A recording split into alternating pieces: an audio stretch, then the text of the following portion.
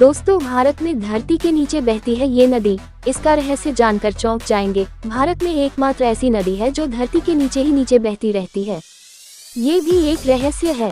इस नदी को किसी ने नहीं देखा, लेकिन इसके धरती के अंदर बहते रहने के प्रमाण है। क्या आप जानते हैं इस नदी का नाम? नहीं तो जानिए कि कौन सी है ये नदी और क्या है इसका प्रमाण। सरस्वती नदी का नाम तो सभी ने सुना, लेकिन उसे किसी ने देखा नहीं। माना जाता है कि प्रयाग में गंगा, यमुना और सरस्वती का मिलन होता है, इसलिए उसे त्रिवेणी संगम कहते हैं। हिंदू ग्रंथों में सरस्वती नदी का कई जगह जिक्र मिलता है। ऋग्वेद का पहला हिस्सा इसी नदी के किनारे लिखा गया। महाभारत में इस नदी के गायब होने की बात लिखी गई है।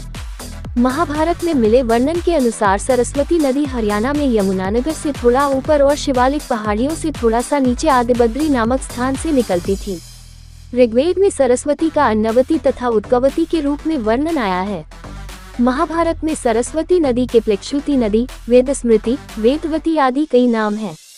ऋग्वेद में सरस्वती नदी को यमुना के पूर्व और सतलुज के पश्चिम में बहती हुई बताया गया है।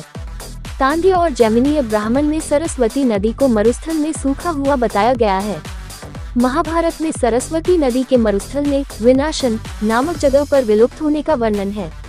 इसी नदी के किनारे ब्रह्मावत था, कुरुक्षेत्र था, लेकिन आज वहाँ जलाशय है।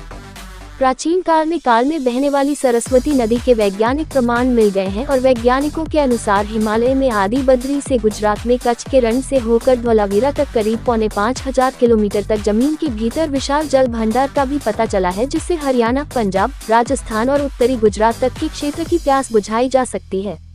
पूर्व में जाने माने भूगर्भ वैज्ञानिक प्रोफेसर के.एस. वाल्दिया की अध्यक्षता वाले एक विशेषज्ञ दल ने केंद्रीय जल संसाधन, नदी विकास, गंगा संरक्षण मंत्री उमा भारती को उत्तर पश्चिम भारत में पुरावाहिकाओं की प्राकलन रिपोर्ट शनिवार को यहाँ एक कार्यक्रम में सौंपी, जिसमें सरस्वती नदी के अस्तित्व में रहने की बात प्रमाणित हुई है। कुछ महीने पहले जब हरियाणा के यमुनानगर में सरस्वती नदी की खुदाई के दौरान जल निकला तो बड़े बड़े नेता दर्शन के लिए पहुंचे।